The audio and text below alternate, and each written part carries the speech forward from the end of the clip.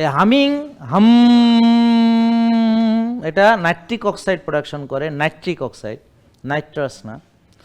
এই nitric oxide আমাদের জন্য অনেক উপকারী, আমাদের উচ্চ রক্তচাপ থাকলে কমাতে, পুরুষদের ইরেকটাইল ডিসফাংশন ভালো করতে, রক্তনালী প্রসারিত করতে, এবং ফুসফুসের জন্য এটা মারাত্মক। এটা অ্যান্টিব্যাকটেরিয়াল, মানে এই যে বাতাসকে বিশুদ্ধ করে, মানে আমাদের ফুসফুসের বাতাসকে কোনো ভাইরাস ব্যাকটেরিয়া বা কোনো কিছু থাকলে সেটা থেকে, এবং লাংকে প্রসারিত রাখতে সাহায্য করে, বুঝতে পারছেন। এবং সে ওই যে ইনসুলিনের সামনে ওকে পথ দেখায় নিয়ে যায় যে এখানে ওই পুষ্টি লাগবে, ওখানে যাইতে হবে। তো নাইট্রিক অক্সাইড ঠিক মতো না থাকলে পুষ্টি সঠিকভাবে ডিস্ট্রিবিউট হয় না। বোঝা গেল? তাহলে হামিং হাম, ঠিক আছে, এটা হলো গুন্না।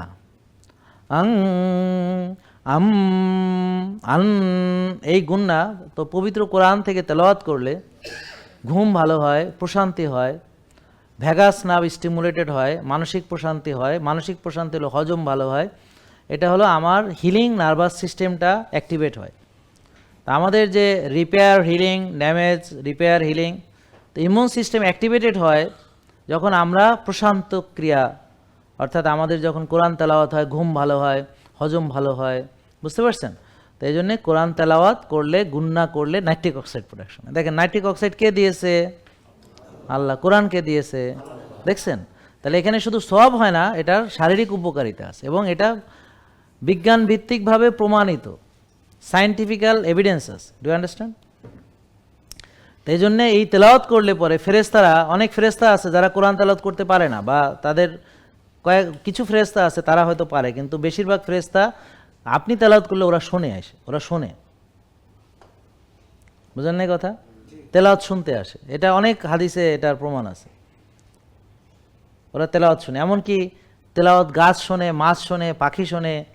হ্যাঁ, কোন নবীর তেলাওয়াত সবচেয়ে সুমধুর ছিল বলেন তো, মনে আছে? দাউদ আলাইহিস সালাম। দাউদ আলাইহিস সালামের রোজাও সবচেয়ে শ্রেষ্ঠ রোজা ছিল। তো আপনারা ওনার রোজা, অর্থাৎ একদিন রোজা রাখতেন, একদিন খাবার খেতেন, আর একদিন রোজা রাখতেন, এই অল্টারনেট রোজা মানে ইন্টারমিডিয়েন্ট ফাস্টিং এখন হচ্ছে 60-70টা রোগের চিকিৎসার প্রধান উপকরণ, যেটা জাপানি বিজ্ঞানী ওসুমি অটোফেজি আবিষ্কার করে তিনি আমাদেরকে প্রমাণ করেছেন, এবং তিনি নোবেল প্রাইজ পেয়েছেন। ওই ব্যক্তিটা মারা গিয়েছেন।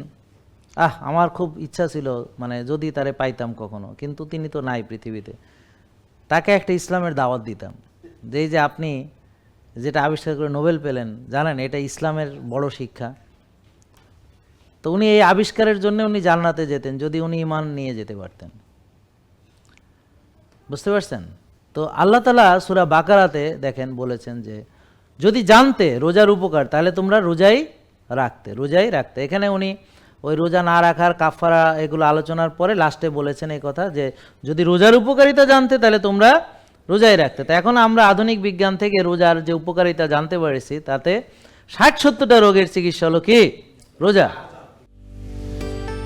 জেকে লাইফস্টাইল, ওষুধ মুক্ত সুস্থ জীবন।